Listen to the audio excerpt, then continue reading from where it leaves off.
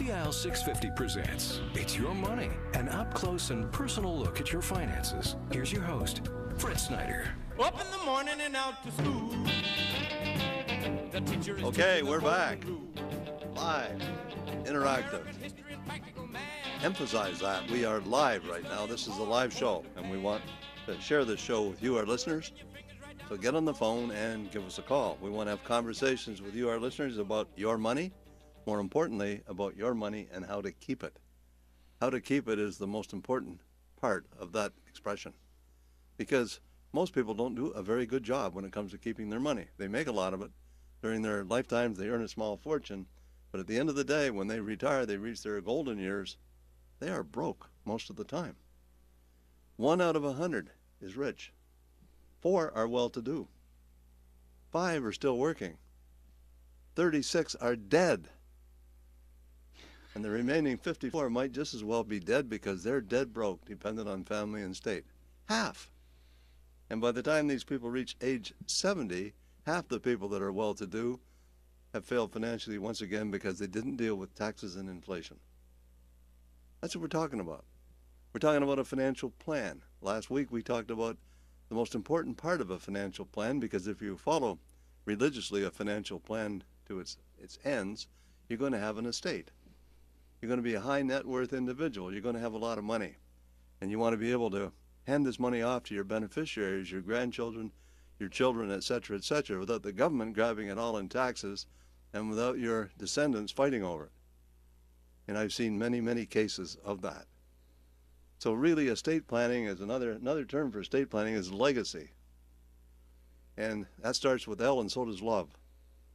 Love is a very, very important ingredient in estate planning. You don't want the people who look after you all your life to be wondering what happens after you die. So you got to kind of lay it out. Joining me once again today is Timothy Lack. He's a lawyer with Looney Atmore, and he specializes in estate planning and wills. And today we're going to talk about the most important part of estate planning, and that's the will. What it is, what it does, how you set one up, whether you need one or not. And again, I should say by popular demand, because I had lots of really great feedback from clients that come into the office this week to see me and said, boy, that was a great show. Really enjoyed it last week.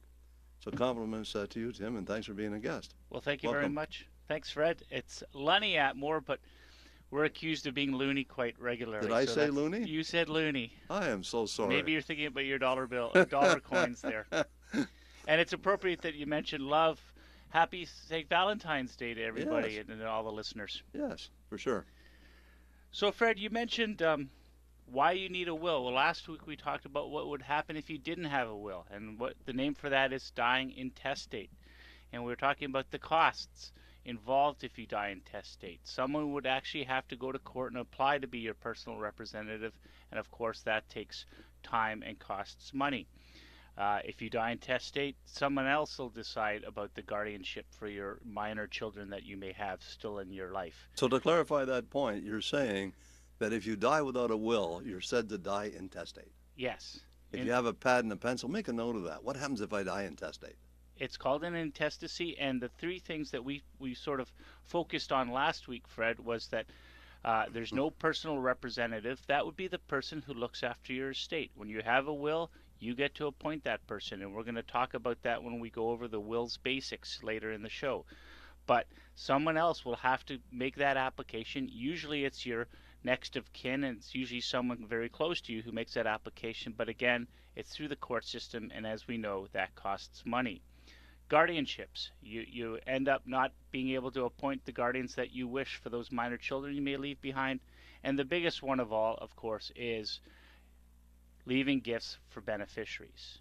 You don't get that choice as to how you're going to do it. There's a set sort of, we talked about the plan that's in the provincial laws that says what happens to your money if you die intestate. And that can all be avoided with a good will. So in essence, that's a formula that Yes. the government writes as to how your assets are distributed after you die. That's right. And you have no say in that matter. There's a formula. Well, you're already dead. I know. So. Yeah. Unless you can talk to the dead. No, it's always funny. I spoke with an older lawyer earlier this week, and he was saying he always gets nervous about doing the will because it's never the type of document you can go back to the person and say, "Well, what did you mean by that?" Yeah. Clarify that. Yeah, it's a little hard. So today's show, I was thinking that perhaps we should start with the will's basics. What goes in a will, and what are those those 7 or 8 top aspects of a will? There's a number of steps. I think so.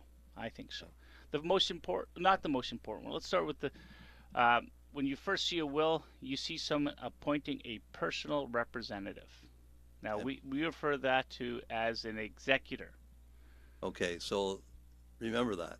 Okay. A personal representative, executor, synonymous, they're the same thing. Yes. Okay. Okay. And quite often, that same person is also referred to as a trustee if you're setting up a trust within your will. And a trust is where you sort of portion money over time to beneficiaries. Okay, so your will sets up a trust, and that's called a testamentary trust, correct? It's a trust within Comes the into will, effect yes. after you die. That's right. That's right. Okay. And of course, some people set up trusts while they're still alive. In fact, this week I had a well-to-do business person in my office, and he's hoping to provide for his grandchildren, I think even some great-grandchildren, and he wants to set that trust up while he's still alive and have it carry over after he dies, because some of the kids are heading off to university now, and some of them it's going to be a few years before they hit university age, and he hopes to provide for them. So you get to appoint the personal representative in the first part of your will, and that's the person that looks after your affairs when you're dead. So you should be picking someone who can make those crucial decisions, is responsible with money, and has ready access to your affairs. One of the key requirements to do proper estate planning is to acquire or find a team of professionals to assist you. You surround yourself with you may have an accountant, you may have a lawyer, you may have a financial advisor, you may have an investment advisor. You surround yourself with a team of specialists. That's the key. And you're one of those specialists. And so are you, Fred. Yeah, kind of. In fact, I've been listening to your show now, and I think I need a guy like you in my life. A lot of people don't want lawyers in their lives. So the personal representative, think about the person you're going to pick for a role like that. Most people usually pick the surviving spouse because that person has, the ready knowledge of where the money is, where the bank accounts are, where those investment certificates are, where those assets are, and how to get hold of the beneficiaries. Like life insurance policies, the will. Where do you keep all the documents? Somebody needs to know. That's right, and we talked about that last week, how some people keep it in their homes, some people in safety deposit box with the banks, although that can, add a little bit of a cost here and there. Or even most law firms will have a large wills safe. I once knew a financial advisor who passed away, and his specialty was life insurance. And when he passed away, nobody knew what life insurance he had. Nobody knew where it was. Couldn't find it. Had to phone all the insurance companies. Think about it. It's such a simple thing, but you overlook it. The insurance companies don't know he died, and if somebody informs them. Absolutely. I have all my big documents kept in a safe, but a backup copy in my home where my wife knows where it is, and even my secretary has a backup copy in case we all go. So it's a good point, and it takes me back to what I was talking about last week, and I was saying people think probating a will is difficult. The most difficult part about probating a will, Fred, is finding out what the assets and liabilities of the deceased are. Have to do an inventory of assets and liabilities. That's right, and that always seems to bog people down. Well, if you have a financial plan and a financial advisor, and your relatives are aware of who the financial advisor is, they can check with the financial advisor, and the financial advisor will know what's there. Yeah. Or at least should. Yeah. Hopefully, everything's organized. And again, that goes to picking your personal representative. You want to pick someone who's organized, who has a head for business, is trustworthy and is otherwise stable, because they're going to have access to those accounts after you pass away, and hopefully you've set it up for the beneficiaries and not for some personal representative to fiddle with. Yeah. Although I've yet to see that. I've seen some cases where an executor was the financial advisor. That's a no-no as far as I'm concerned. I think that's conflict of interest, totally. Okay. Good. Well, then, after you've decided on your personal representative, who, as we said, is also known as the executor and quite often is also the trustee under your will, then you get to appoint the guardians of those minor children that may still be in your life and that you're the guardian of. So if you don't have a will, someone else will make that decision for you. Okay? So that's an important one, especially for young people who still have minors under their control. We had a situation last week in the office that I've discussed, and the client has a large portfolio, about $1.3 million in assets, and wants to give some of that money to her grandchildren. But she's got a capital gain inside that portfolio of about $200,000. So if she makes that gift, that's a disposition. That's a sale, and that means the tax has to be paid. And the only real way to avoid that tax is to set up a trust. Okay? And she talked to a lawyer, and the lawyer told her it would cost her $20,000 to set up a trust. What's your comments on that? Could it possibly cost $20,000? A portfolio of straight mutual funds to set up a trust? Fred, I don't want to speak out of school here because I don't know her circumstances, but fairly simple. But I think $20,000 is a high legal bill for something like that, and I think perhaps something about a quarter of that might be something that you could get. Well, I used to work with Mr. Dolan, who's a lawyer, frequently. He was my next door neighbor. Was he? Yes, he was. Well, he used to charge about $2,000. Yeah, that sounds. Yeah, and I figure it would. Okay, for the same thing. So perhaps the $20,000 is out of line. I think it's way out of line. But Fred, let's talk about that for just half a second. If you hire someone to come fix something in your home or drywall your home during a renovation, you ask for a price. Yeah. 21 years I've been doing this, and a lot of people are shy to ask a lawyer what they charge or how much it's going to be. Everybody thinks about billable hours. I'm more inclined to give people a total price as to what it's going to cost. Give them a flat rate. Yeah. Rather than an hourly thing. Yeah. And for the listeners out there, don't be shy to ask a lawyer, just like you would any other tradesperson who's coming to your home, to ask them what it's going to cost to get a job done, whether it be a will or a trust or what have you. So I don't confuse our listeners on this particular issue. The idea is to put this investment portfolio inside a trust, and by putting it in, rolling it over into the trust, you don't trigger tax on the assets. And then the children can be the beneficiaries. That's right. And then the trust will set out the terms of paying it out over time. A lot of people set up these trusts for the education, the welfare, and the health of the beneficiaries under the trust. Okay, so your personal representative has been appointed. You've appointed guardians. Perhaps you've appointed backup guardians as well. I should say that with appointing a personal representative, you should also pick an alternate personal representative. That person may be unable or unwilling to do the job. And on that note, it shouldn't come to as a surprise to anyone that they're appointed as a personal representative. You should discuss it well in advance of your own death. You should actually discuss your affairs with that personal representative so they know what they're getting into. Yeah, you have to share your information and keep people informed. Keep your family informed. Yeah, although people don't like to talk about money, Fred. I know. That's the problem. It's psychological. When they come into your office, do they bare their soul right away or not? Sometimes, but not right away usually. Yeah, you gotta pry the information out of them. Yeah. So listeners, be sure to discuss the idea of appointing a friend or a colleague or a family member as the personal representative, and find out that they're up for the task.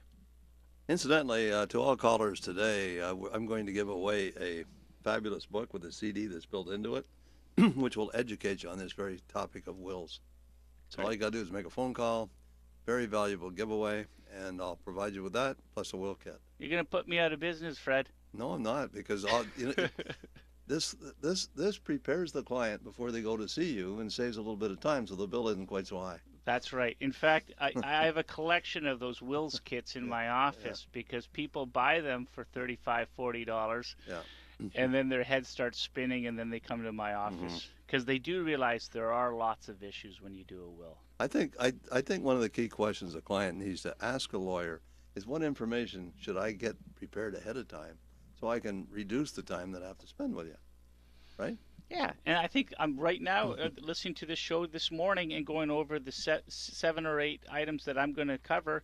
We'll tell you some of the things to put your mind to before you roll into that lawyer's office or notary's office and get your wills done. So your personal representative or the alternate has been picked. The guardian and their alternate has been chosen. And now your personal representative gets the estate in their hands, and their duty, and you put it in your will, is to pay the debts of the estate, funeral expenses, and taxes. So that comes off the top. And Fred, I know you'll want to talk to about what comes off the top and see what's left over. Well, sure. And one of the key issues, I get this all the time. If I pass away, I have an RRSP and I have $200,000 in my RRSP, and I pass away and I don't have a surviving spouse, or even if I do, I don't want her to be the beneficiary. I want to name my daughter as the beneficiary. Who pays the tax? Because it's taxable. That $200,000 is taxable on the final tax return. Okay, it is not your beneficiary. Okay, the day you die is the day you're deemed to have disposed of your assets. You mean you sold everything you own? It's the day you cash out, literally. Yeah. Even if you didn't, the government pretends you did. That's you right. owe us the tax. That's right. That's right. So it's not that you may have sold everything; it's you're deemed to have sold everything, and all those taxes, all those capital gains, all those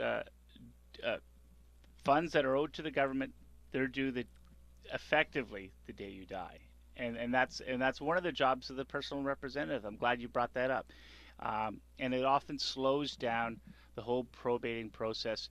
Is doing that final tax return for the deceased for the year of their death.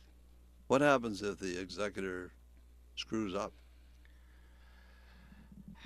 Well, I have a provision, and most lawyers would have a provision in their will that says if the executor is acting in good faith and isn't grossly negligent, then the estate will indemnify. Perhaps the executor doesn't sell shares fast enough, and let's say a stock crashes. The beneficiary may say, hey, why didn't you sell it 3 months ago before the stock crashed? Well, it's no different than a financial plan. No, you're absolutely right. Yeah.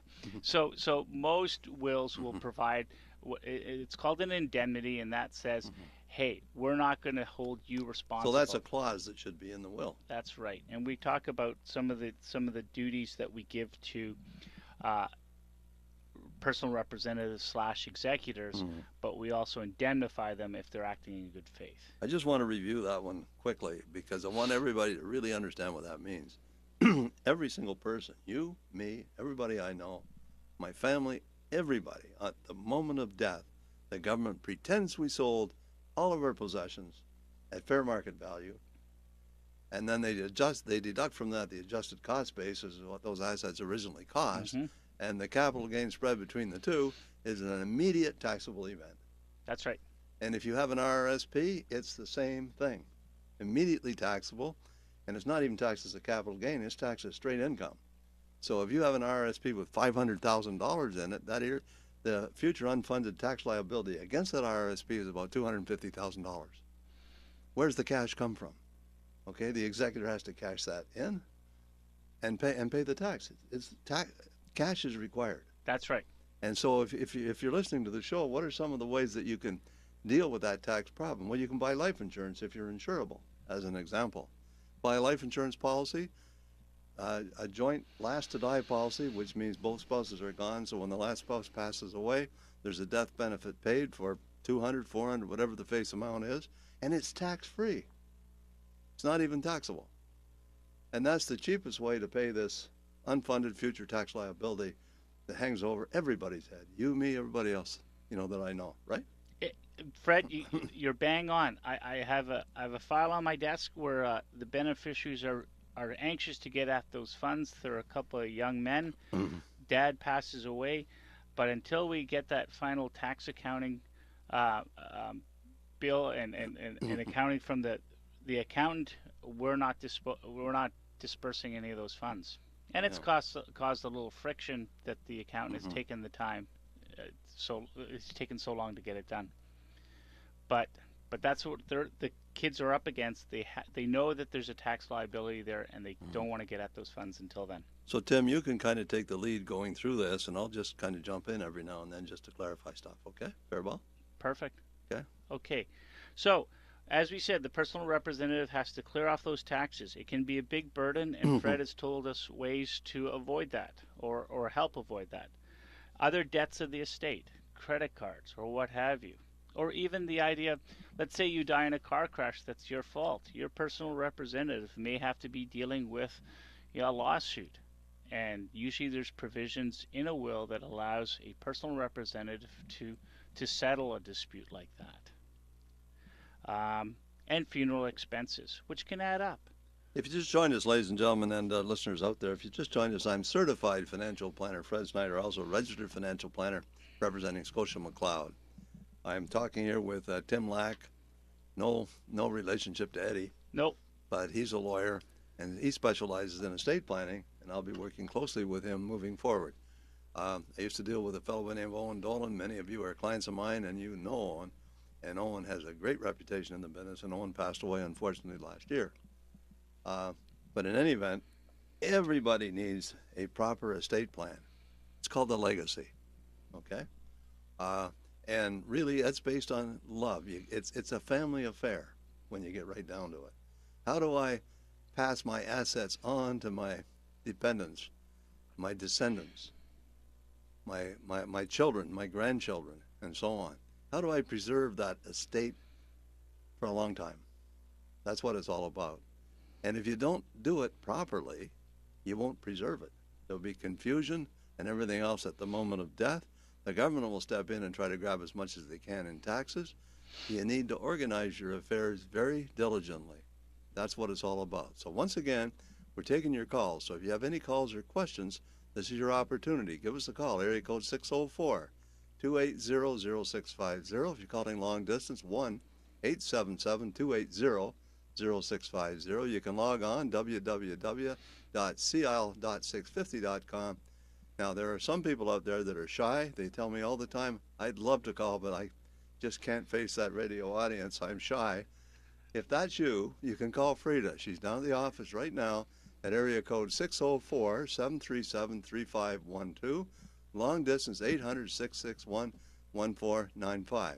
Maybe if you're a high net worth individual, you might want to have a second opinion on your estate plan. Make an appointment with Frida. She's down there right now. Once again, area code 604-737-3512. You want to have an appointment with myself, want an appointment with Mr. Lack, you can give us a call. We'll forward the information to you, and we'll give his number out a little later if you want to call him direct. So once again, Frida down at the office, area code 604-737-3512. We're talking about estate planning, your legacy if you want to call it that. What do you leave behind when you go? What mark did you leave on this earth when you were here? What happened? Because we're all going to die and you can't take it with you. Okay? So if you want to have some control over your assets after you're gone, you need a proper estate plan. Bang on. My summary right there. Okay? You can't take it with you, Fred. You got that right. But many people want to control it from the grave, as they say. And that's where our subject today comes in, doing a will. So that you get to decide what happens with your estate. Yeah. Okay. And if you call us here on the show, incidentally, as well, you get a will kit and a great book. I think they're worth $37. There's a CD-ROM in it, or a CD, which gives you outlines of wills and all the rest of that kind of stuff. But I don't think Tim encourages anybody to do their own will. Well, you know what? Those kits, as you said, the kits are a good idea because they provide an overview of what needs to go in the will. They make you think about stuff. That's right. That's right. And you shouldn't be thinking about it the first time when you land in the lawyer's office or your other professional's office. And that's why it's good that you're all listening today, because we're talking about wills and wills basics. And perhaps in future shows we'll get a little bit more detailed in some of the complicated areas of wills. But today we're just trying to go with an overview as to what goes in your will. What happens when people just do their own will, a holograph will, for example? How often do you run into problems with that kind of stuff? The writing is illegible. It's ambiguous.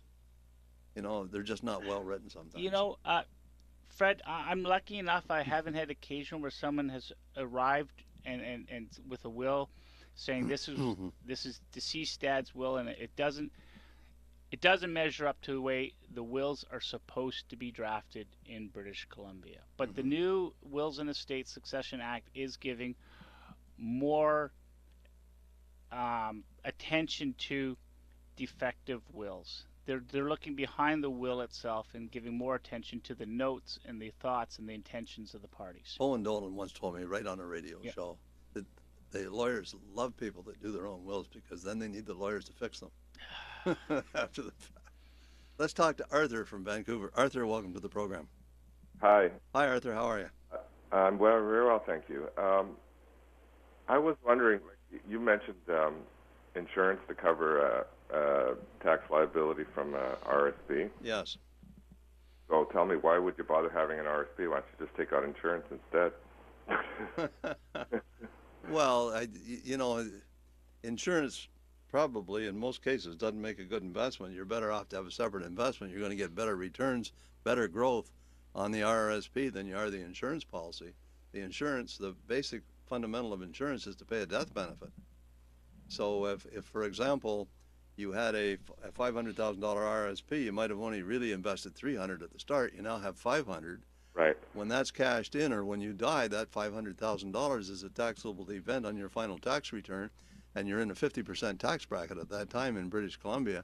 So that's $250,000. Pardon? It all comes out in 1 year. Yeah, instantly. That's the problem. Yeah.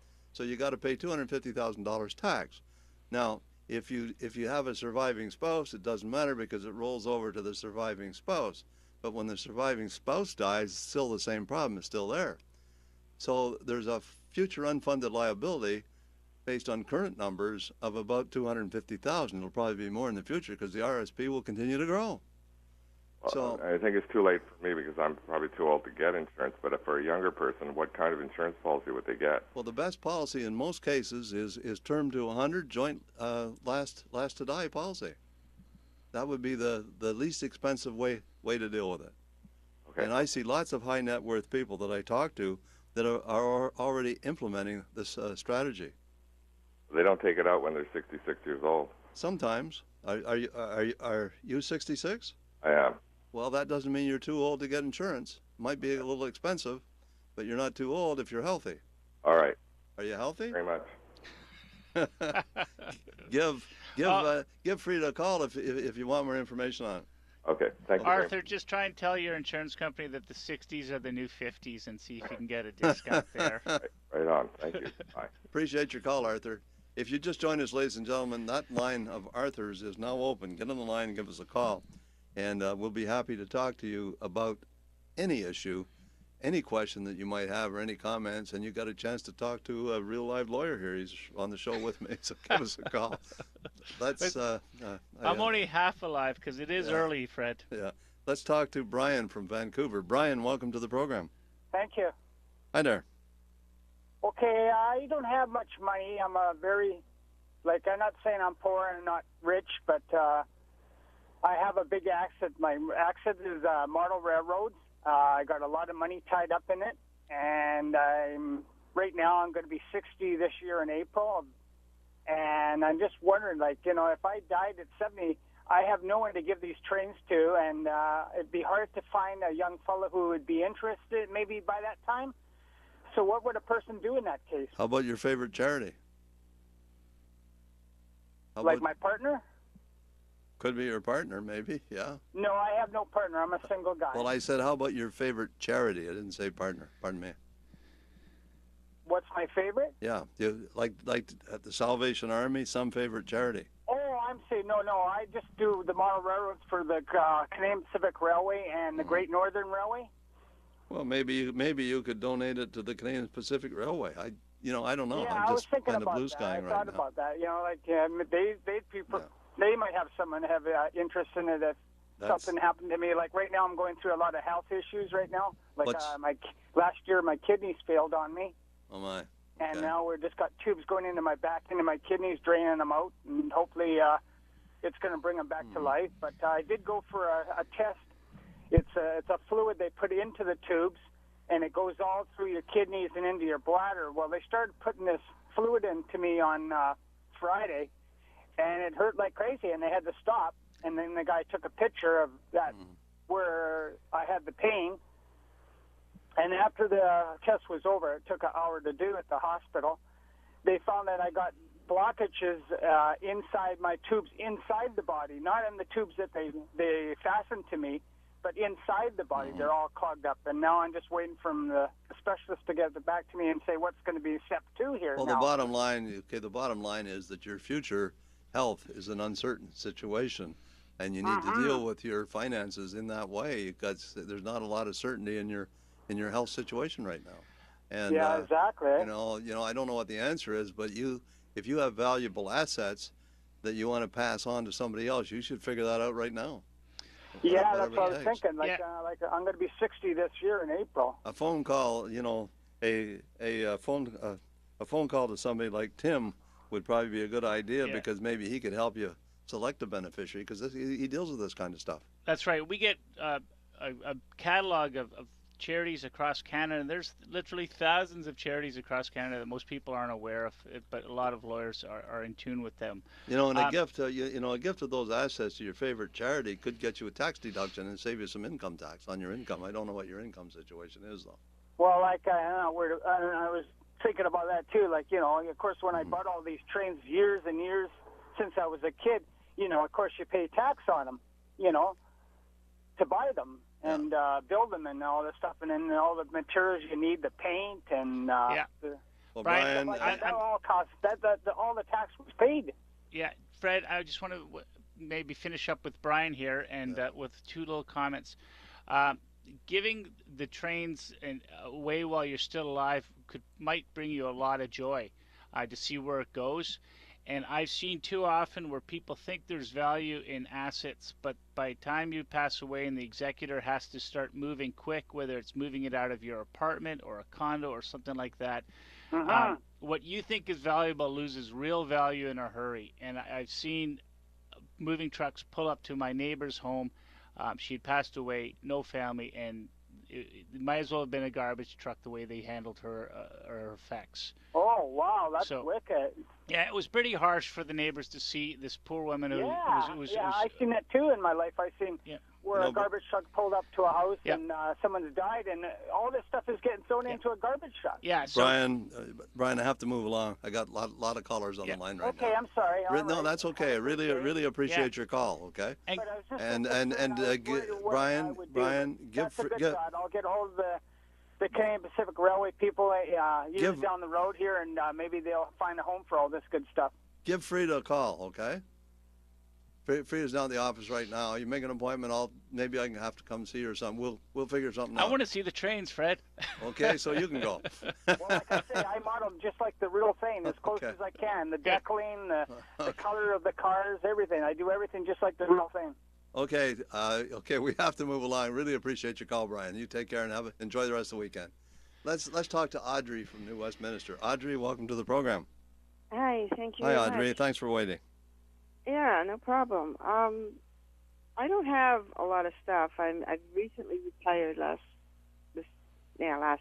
summer, and I am on my pension, but I work part-time 2 days a week, where I used to work before because I enjoy it, but also because it comes in handy. My question is, what if my personal representative is my main beneficiary? Good question. There you go. That's not uncommon at all. A personal representative is quite often the surviving spouse, who is your primary beneficiary. We haven't got to that section of my list of wills basics, but your personal representative is quite often your wife or your husband. Or my son. Oh yes, it could be my son. That's right, and quite often all the gifts are going to that surviving spouse with a gift over to the children if the surviving spouse is no longer there. So that's okay, Audrey. And you're lucky that you have a job that you enjoy. Yeah. Audrey, because you called the show, we'll make sure you get the will kit, and I really appreciate your call. And I'd really like to see that. Yeah. If you want to take the next step, give Frida a call. You can reach Frida right now at area code 737-351. Excuse me, area code 604. 737-3512. Area code 604. 3512. Yes. Okay, and it's 604. Yeah. Okay, thank you very much. We have to go to the break, and when we come back, we'll talk to Pam from Richmond. So, Pam, be patient, and we'll be with you shortly. Don't go away. Fred Snyder. I want people to call the show that are genuinely interested in increasing their financial IQ so that they can become financially independent sooner and stay financially independent longer. Fred Snyder. You don't have a blueprint. Imagine trying to build a house without a blueprint. And how about having a blueprint for your life? What are your lifestyle goals? You need to think about your family life. What are your goals about your family life? What are your lifestyle goals when it comes to health? What are your lifestyle goals when it comes to finances, mental and spiritual? You have to set goals in all those areas, not just finances. Fred Snyder. Often we fail because we put too much emphasis on one area and ignore everything else. We work our butts off and we ruin our health. So life is all about balance. So you need a life plan. Fred Snyder. Napoleon Hill says this, wrote the book Think and Grow Rich. Anything that you can vividly imagine, ardently desire, and enthusiastically act upon will inevitably come to pass. Fred Snyder. My goal, my mission is to help people enhance their financial IQs by teaching them what they need to know to make better financial decisions. Fred Snyder, Saturday mornings at 8 and Sunday mornings at 10 on Smooth and Easy, CIL 650. This is CISL Vancouver, Smooth and Easy, CIL 650. You're listening to It's Your Money on CIL 650. Once again, here is Fred Snyder. Okay, we're back. And I remind you once again, ladies and gentlemen, this is not a replay. This is a live show. That means you can talk to us. Get on the phone and make a phone call. Lots of calls coming in today. And we're going to take a call from Pam from Richmond. Pam, welcome to the program. Good morning. How are you? Pam, pretty good. Thanks for waiting. No problem. I have a couple of questions. Sure. By personal representative, is that the same as an executor? Exactly. Exactly. And some people also refer to that person as a trustee, because sometimes in a will you'll set up a trust. And when I say a trust, it means you'll set up monies to be paid over time to a beneficiary with someone else controlling those funds. Okay? So that's what I mean by trust. And the trustee would be the person who controls the money for the benefit of, maybe you don't want your children to have all the money when they hit 19. You want to pay it out a little bit when they're 19, maybe for schooling, and maybe pay it out in full when they're older so they can buy their first home. That's what I see most often. Okay. And the other thing I was wondering, and you sort of just kind of clued me in there, reminded me, is it possible I've been told that you can't in BC exclude family members from your will? In order to do that, you just leave everything to charity. Is that correct? Okay, that's a great question. A fabulous question. And there used to be something called the Wills Variation Act. Under the new act, which came in force, it's not even a year old, okay? There's new laws in British Columbia all about wills, estates, and succession. And that tracks similar ideas that the Wills Variation Act had, namely that you have the courts and the laws are saying you have a moral obligation to your spouse and your children. And those are the two categories of people who are allowed to present themselves to the courts and say, whoa, whoa, whoa, mom or dad, we had a fight, a few months before she passed away. She was spiteful at the end, and she cut me out of the will. If you elect to cut someone out of your will that is a spouse or a child, you need a very compelling reason, and most lawyers, when they get those instructions, will want to hear it on more than one occasion, and may in fact want you to lay it out in a letter or a note or something. It may or may not go in the will, but it forms part of your file with the lawyer, explaining exactly in detail why this person, this child, has been cut out of the will. But there is a mechanism for them to contest that type of exclusion. But what about other family members, like siblings or half siblings or? Nope. Doesn't matter in that case, no.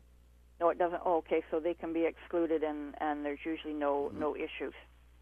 Yeah, the other thing is that you can buy what is known life insurance products. They're called segregated mutual funds, and with segregated mutual funds, you can name beneficiaries, and then that money bypasses the estate totally. So it doesn't even go through the estate. It doesn't go through probate. So if you wanted to exclude somebody, you might arrange your affairs that way. That's a process. I don't know if that changed on the changes. Would it have changed? No, those items still skip by the estate. Yeah. So they bypass the estate. So let's say, for example, you had $500,000 in a bank account, and if you pass away, that goes to your estate. You can't name a beneficiary on your bank account. You could set it up jointly, possibly, and get around that. Mm-hmm. But if $500,000 is in your bank account, you pass away, that $500,000 becomes part of your estate. Mm-hmm. Okay? Now, if you took the $500,000 and you bought a $500,000 guaranteed mutual fund from a life insurance company called a seg fund, you can name a beneficiary. Then the $500,000 goes to whoever you name as the beneficiary. The beneficiary can be revocable. So you can still manage the beneficiary. Okay? So these are ways that financial advisors and lawyers and other people that do estate planning manipulate, maybe that's too strong a word, but kind of manipulate the rules to satisfy the objectives of various clients. Right. Okay. And one other thing, I know, Fred, you've talked about it in the past, and I by the time I get paper and pencil, which I have in hand right now, I never get it down. You need three things. You need a will and a power of attorney and a third thing. What's the representation agreement? Sorry? Representation agreement. Representation. I'll quickly explain what. Maybe I can ask Tim to explain them. Sure. Because well, I don't want to steal his thunder. No, He's the lawyer. I like you explain things so well, Fred. We're talking about wills today. Powers of attorney, as we said last week, deals with wealth, and representation agreements are documents that take care of your medical and life decisions, and they're handing it over to someone who you're saying, I want this person to make these decisions for me. So last week we used powers of attorney for wealth, representation agreements for health. Yeah, there you go. Rhyme. And wills. Health and wealth.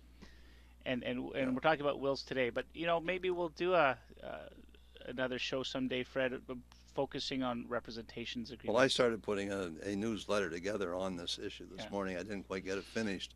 So I'll finish that, and maybe next week we can kind of go through that. It hits on everything. Okay. And that subject, I mean, it's front page news for the last 2 weeks now. Yeah. Okay, that's great. Thank you so much for your time. Well, that's I can't wonderful. tell you how much I appreciate your call, Pam. Thank you. Enjoy the rest of the weekend. You take You too. care. Thanks very much. Bye for now. Bye-bye. And again, anybody out there that gives the show a call, you get a copy of the will kit and the book about doing your will. Do I get one, Fred? Yeah, you can get one too. So once again, ladies and gentlemen, the number to call is area code 604-280-0650. If you're calling long distance, it's 1-877-280-0650. And Frida's down at the office for those who are shy, reluctant to talk on the air. You can reach Frida if you want to make an appointment to see myself or whatever, 604-737-3512.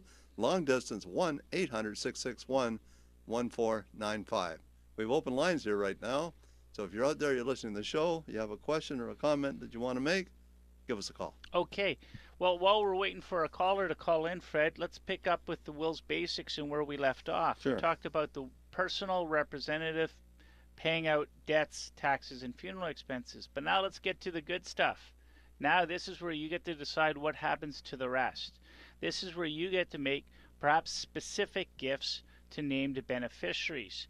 A lot of people want to leave a lump sum or a set sum to a specific person or charity or someone else in their life, okay? Sometimes I have reluctance, letting the people do that if they're large sums, because, especially if there's a spouse or children who are going to get the residue, what's left over after that lump sum is paid, simply because we don't know what life is going to hand you, and you don't know about the costs of extended care or health or what have you. So I rightly or wrongly, I encourage people to leave everything to their spouse, because I don't know what's going to happen with their spouse's health down the road. But there are occasions where maybe it's a nominal amount, but there are specific gifts to name beneficiaries. That goes in a will. Then often people establish trusts, and we touched on it already a few times in the show today, where people are saying, I want to leave money to my children, I just don't want them to have it right away all at once. What is the difference between an inter vivos trust and an alter ego trust? I think perhaps it's a little bit more than I wanted to get into today. Yeah. They're Fred. pretty much the same, though. Yes. Yeah. Yes. Okay.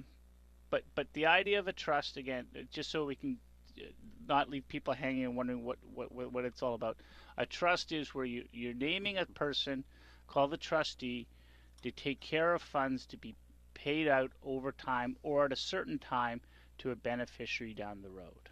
Okay? And I think the idea of trusts I was going to touch on next week, and maybe I'll answer your question more in detail, Fred, if We'll do it next week. Yeah, because I was going to talk about sort of the more complicated aspects of wills next week. Okay. Let's quickly talk to Lauren from North Delta. Lauren, welcome to the program. Yeah, hello. Hi, Lauren. How you doing? Pretty good. How are you? I'm doing good too. I'll get to it. I really appreciate your show. We have 4 daughters. 2 of them have children. In effect, they're single. One was divorced, and one never got married. Mm-hmm. Basically, single mom. And we're trying to convince them to get a will. What would you say? Oh, let me give you the answer to that one. Okay. Okay. If you don't have a will, you got a will, because if you don't have one, you got the one the government writes for you. Mm-hmm. So would you rather have the government write your will, or would you rather write your own? Oh no, myself, of course. Okay. Well, and them too. Yeah. So why don't you write a will rather than let the government write one for you? That's where we've been trying to convince them that for a while, and. Well, then get them to give Frida a call and get the book that I'm giving away on wills. Okay. That's a good way to do it, or you can log on to any one of a number of web pages that are out there. I spent a lot of time on the RBC web page this morning on this very topic. Learned a lot. Okay, I can learn a little bit from our competitors. Fred, when I was a young lawyer, I once hustled up to the hospital because a friend of a friend wanted someone to have a will. When I attended at the hospital, the fellow he told me he had nothing to give, but he wanted a will. It gave him peace of mind because he was on his last legs. Sure. So even if the estate isn't large, putting pen to paper and setting out your wishes, gives people a lot of comfort. Right. Well, it's not even so much the value, but they both have sons, and it would get messy. Everybody that exists need financial planning. I could make a case for generating a financial plan for a newborn baby. Wow. Okay, the baby wouldn't do it, but their parents would. Everybody needs a plan. The reason people fail is they don't have a plan. A plan starts with establishing goals. So you determine what your goals are, you determine where you stand right now, And then you determine how you're going to get from where you are right now to where you want to go. And part of the plan is a proper estate plan. Right. We're not talking about the whole thing here today. We're just talking about a piece of the whole puzzle. And I help people put all that together, okay? So we're talking about the final, not the second last step in the financial planning process, because the last step is the review process. The one just before that is getting a proper will and getting all your documentation and everything together. And we're focusing on that today. Right, And we have a hard time getting through all the material. There's just so much of it.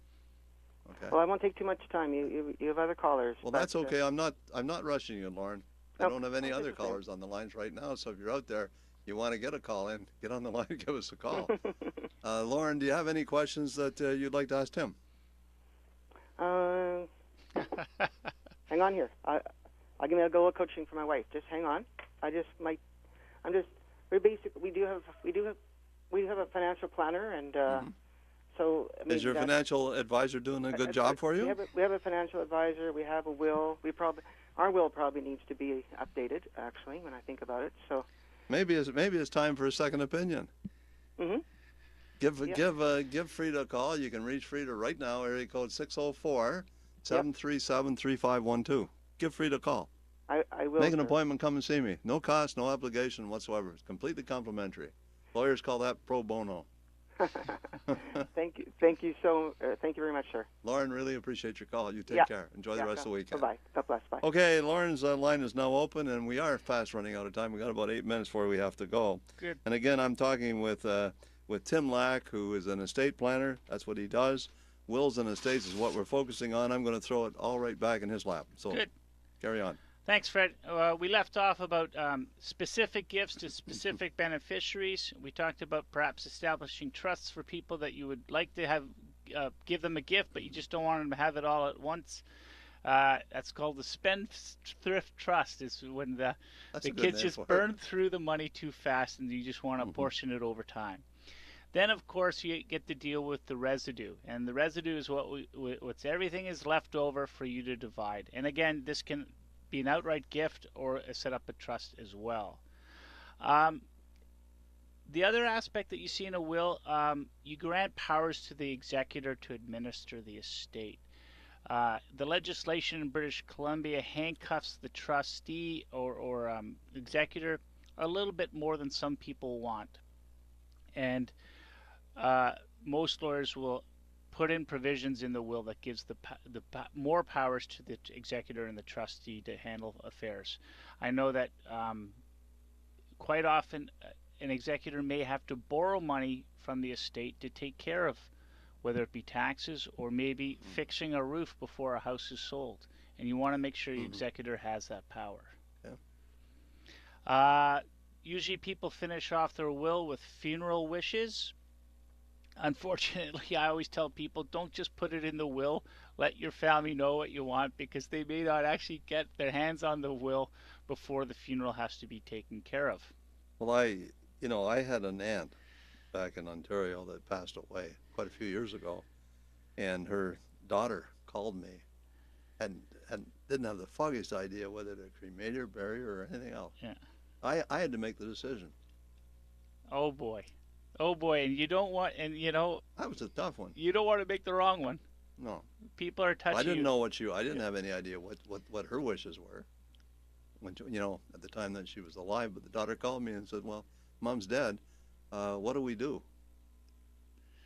Well, it's amazing how many people have turned their mind to what they want their funeral to be like. So I've been asked to put in, a half dozen certain hymns in a will, because they want those hymns to be sung and played at their funeral. And I always say, let's take it out of the will and give it to your children, so they know sooner in the game after your death what you want. And okay, we have Kathy from Richmond on the line. Kathy, welcome to the program. Oh, hi. Hi, I Kathy. just wanted to thank you so much for your show today. I happened to flip onto it, and I definitely need to be getting on. I have no will. I have nothing in place for my two kids, and I am a single woman. Okay. I don't really have a question. I just wanted to thank you for bringing this okay. up. Well, then fine. Well, I tell you what you do. If you want to take the next step, get on the line, call Frida, make an appointment, come on in and see me. Yeah, I'm going to have to, because you know what? It hangs over your head, and you never do anything about it. And you know what? You just were sent to me this morning. It's called procrastination. Yeah. And you know, I know good something. at that. Everybody does it, including myself. I make resolutions. Every morning I get up, I give myself an affirmation. I say, today I begin a new life. I will stop procrastinating, and I will do it now. Ah. Not well, tomorrow. And every day that's what I say. Today's my now. So that's my struggle, okay? Because I can always say to myself, well, I don't really want to do that. I'll do it tomorrow. Yeah, I'm going to start dealing with my procrastination tomorrow. Yeah, that's good. You guys, you sound like you know me. Oh, Kathy, well, thank you for the those kind words. And I think Kathy should get one of those Will's planning kits from you, Fred. That's a good place to start. Yeah, that would be a good place for me. And for everybody that's listening to this show, you know, we put some concepts and ideas across. Please share these concepts and ideas with your children, with your next door neighbors, and all the other people you know. Share the good news, because everybody has the same thing in common. We have a hard time keeping our money. Okay, even when we're alive or after we've died. Okay, it's a struggle. It's a continuous struggle. So share these ideas with everybody you know. Yeah, well, and more importantly, your children. Kids fighting over it when I'm done. Mm-hmm. That wouldn't be good. So yeah, a will kit would be great to look at, and I will phone Frida and make an appointment. Okay, really appreciate your call. Excellent. Thank you so much. Enjoy the rest of the weekend. You bet. Okay, I got about 1 minute before I have to go, so let's just summarize, okay? Okay. The best way to get in touch with me, the best way to take the next step is to call Frida. You can reach Frida right now down at the office, area code 604-737-3512. Listen tomorrow morning. We do a replay tomorrow morning again, okay? So you can listen to this show. I don't know what they're going to play tomorrow. It will be one of the previous shows that we've done. Again, Frida will be down at the office again tomorrow. So if you want to go to the next step, give Frida a call. So once again, Frida at area code 604-737-3512. And Tim, our listeners can get you at what number? 684-2550-604 area code. And if you forget that, you can call Frida and get it from Frida. Absolutely. Okay? So we have to go. And again, thanks for listening. Thanks for participating in the show. See you next week. Bye for now. If you'd like Fred to review your portfolio, call his office right now at 604-737-3512. That's 604-737-3512.